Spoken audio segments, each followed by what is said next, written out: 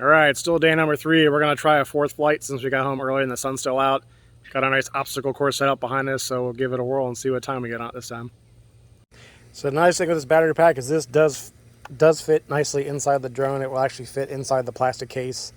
So we'll put the board back together and everything once we get this tested, and hopefully it provides us enough power and longevity to fly with it.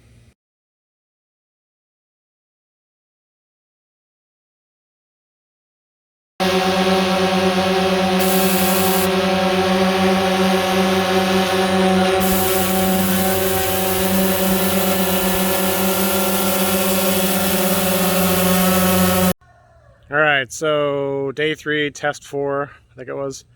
We're flying for about 9 minutes and 32 seconds. So again, not totally impressed with this. And again, it's supposed to be a bigger battery pack than the black brick that I'm flying, but we'll keep testing and see how we can do with it. So hopefully it improves. If not, we'll find another alternate for it. Thanks for watching.